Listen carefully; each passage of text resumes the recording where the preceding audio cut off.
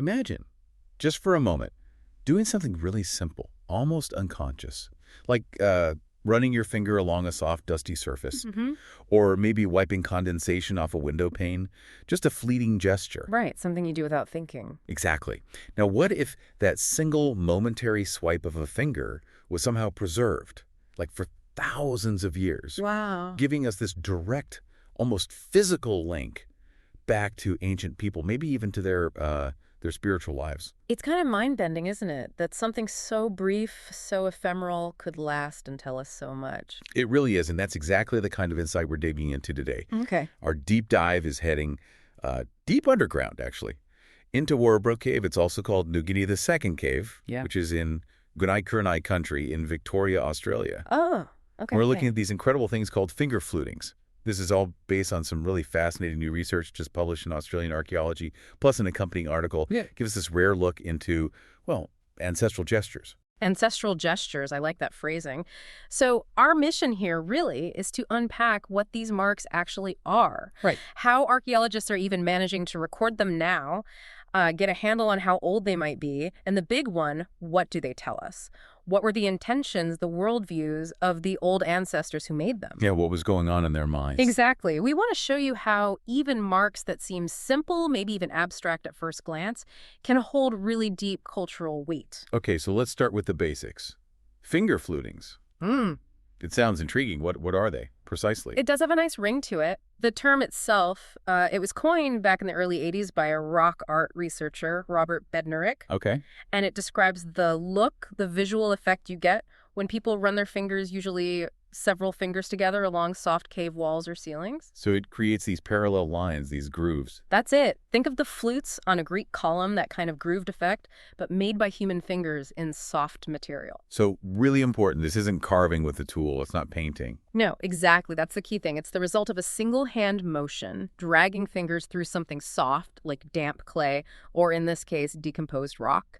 It's different from engravings that need repetitive scraping or hard tools. And you said they're rare, at least in Australia. They are quite rare in Australia, yeah. Found in just a limited number of limestone caves, mostly across the southern part of the continent. Interestingly, they're much more common overseas, especially in France and Spain, in some of those famous Paleolithic caves. Huh. And the rock itself in Waribruk Cave, you mentioned it's special, not just any soft rock. You got it.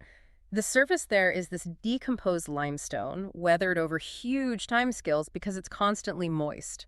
Geologists sometimes call it phantomized rock. Phantomized rock. Yeah, it creates this incredibly soft, almost crumbly texture. But here's the really stunning part. Okay. These soft walls and ceilings, they're covered in tiny calcite microcrystals. And in dim light, like from a torch or maybe an ancient fire stick, they sparkle. The researchers described it as looking like a dense sprinkling of glitter. Wow, actual glittering cave walls. That must be something to see. It's apparently breathtaking. Imagine being deep underground, in the dark, and the walls themselves shimmer back at you. It immediately signals that this isn't just any ordinary place. Yeah, you'd feel that instantly. And crucially, this is really important, the finger flutings. They are almost exclusively found on these glittering surfaces. Remember that detail. Okay, glittering walls, finger marks. Got it. But if they're so unique, why haven't we heard more about them before? Why were they overlooked for so long? That's a really good question, and it points to some historical biases in archaeology, maybe. See, these flutings are shallow. They don't have pigment, no color. They can be really hard to see properly and even harder to photograph well, especially with older technology. Right, they don't pop visually like paintings might. Exactly. And some early, very influential researchers, like the Abbé Brule in France, he actually dismissed them, called them doodlings or parasitic lines. Yeah. And sometimes, believe it or not, they were actually erased from copies or records of cave art so researchers could focus on the paintings or engravings underneath or nearby. Erased them? Well, that's a loss, looking back. A huge loss. Thankfully, things have changed dramatically. How so? What's different now? Well, technology.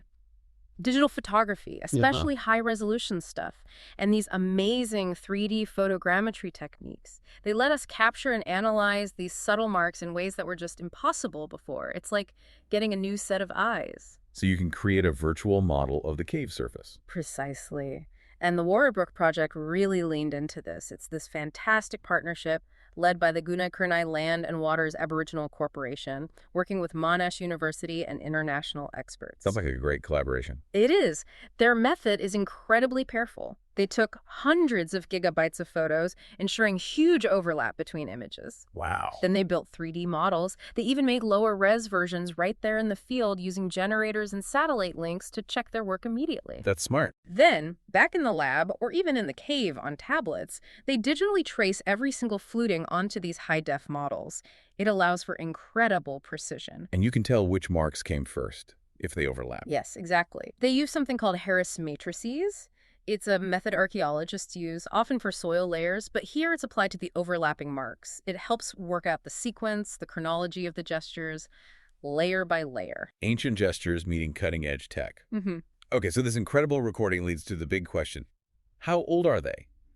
Dating something like a finger swipe must be incredibly difficult. It is. It's a major challenge everywhere these are found. You can't really date the mark itself directly, not usually. In Europe, based on context and association with other dated stuff, some might go back as far as 40,000 years. 40,000 years? Yeah. In Australia, we have sites like Cunalda Cave, where charcoal found near flutings might push the date back beyond 30,000 years. Another site, Melanjan Cave, gives a minimum age of about 5,000 years. So there's a wide range, potentially very ancient. What about Waribruk specifically? What's the latest thinking there? Well, deep inside Waribruk, where these flutings are concentrated, they didn't find the usual signs of long occupation, like big fireplaces or lots of tools. Okay. But crucially, during excavations underneath the panels with the finger flutings, they found tiny, tiny fragments of charcoal, like less than a millimeter across, and small patches of ash. Not from a campfire, then. Probably not a sustained campfire. The thinking is these are likely dropped embers from firesticks or torches. People would have absolutely needed artificial light to get that deep into the cave. It's pitch black, and to make the marks. Right, you couldn't do this in total darkness. So fire sticks, glittering walls, quite an image. It really is. And these tiny charcoal bits, they could be dated. They give us the best current estimate for when this activity was happening. And the date is? The dating places the activity, and therefore likely the creation of the finger flutings, sometime between about 8,400 and 1,800 years ago. Okay, so Holocene period. Still incredibly old, preserving these gestures for millennia. Absolutely. It gives us a solid time frame for this specific, remarkable practice in this cave. So we know what they are, finger marks on glaring walls, and roughly when they were made, between 8,400 and 1,800 years ago. Let's get closer now. What did the detailed analysis of the panels actually show? What can we learn from the gestures themselves? Okay, let's look at panel 1. This one is described as the densest, the most visibly marked surface. It has 96 different sets of finger flutings, plus some marks made by tools as well. 96 sets.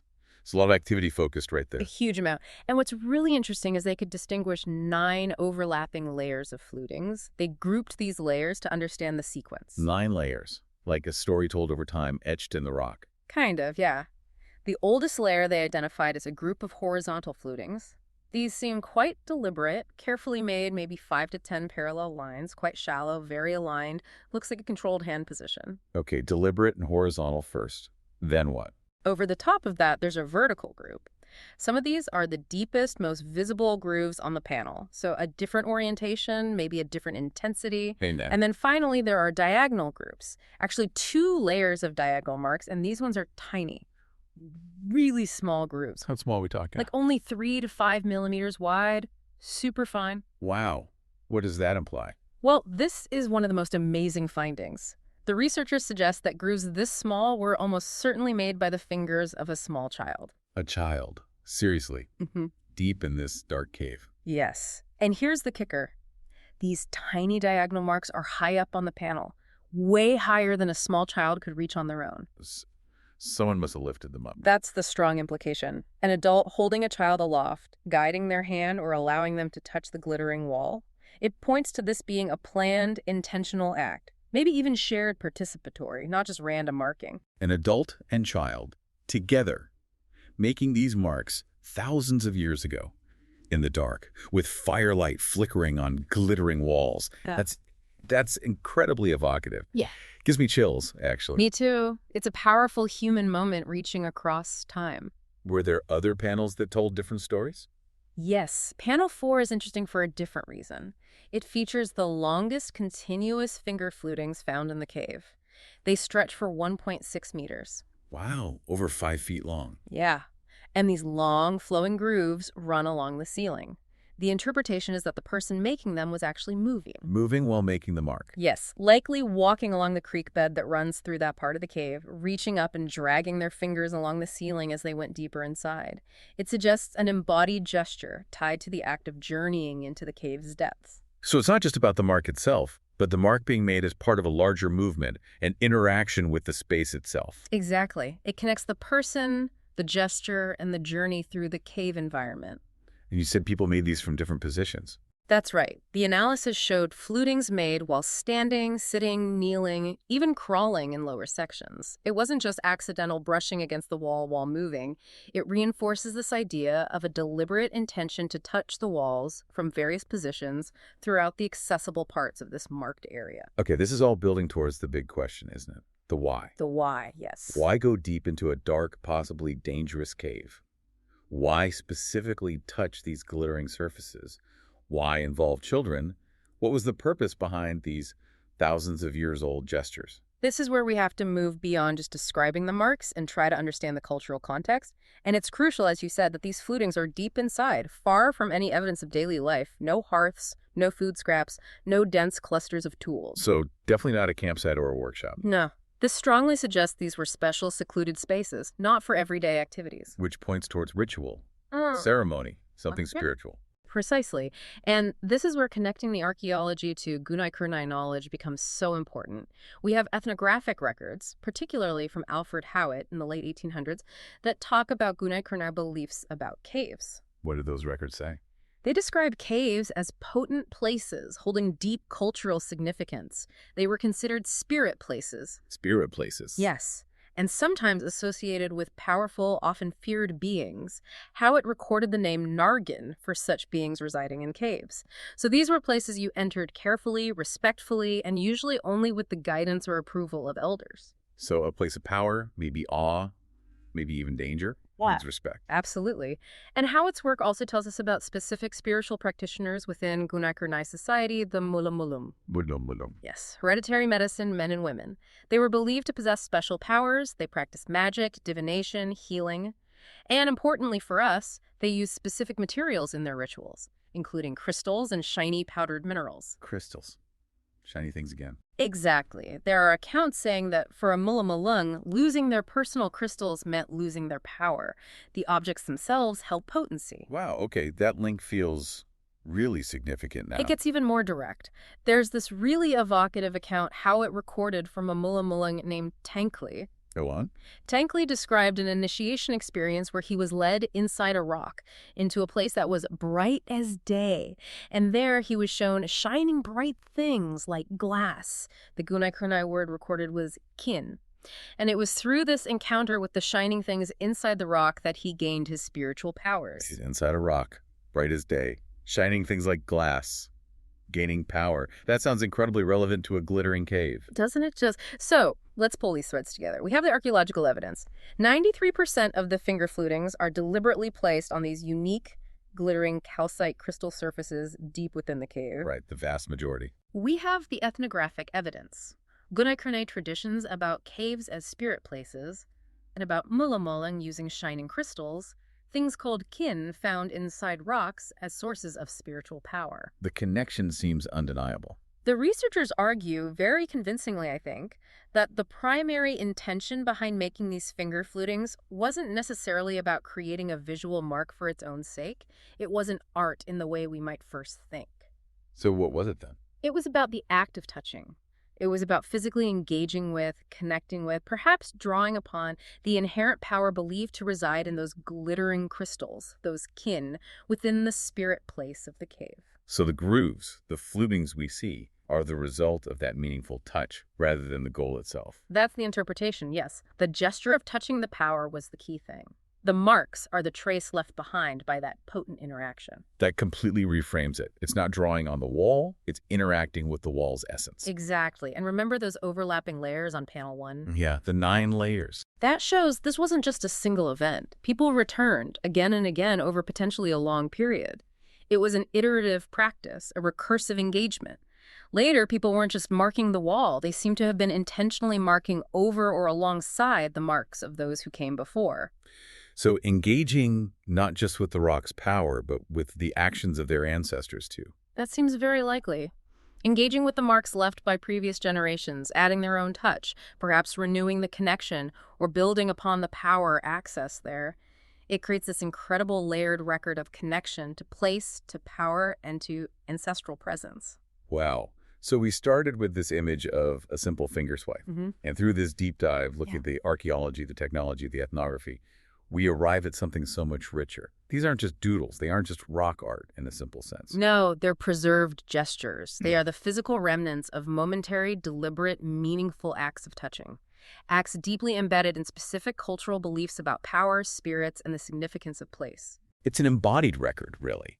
People interacting with the sacred, literally leaving their touch behind. It connects us so directly to those lives, those beliefs from thousands of years ago. It really does. It breathes life into our understanding, showing us that ancient art or markings can often be about the performance, the action, the why, just as much or even more than the final visual form. It's a profound shift in perspective, which leaves us with something to think about, doesn't it? Always. How might our understanding change?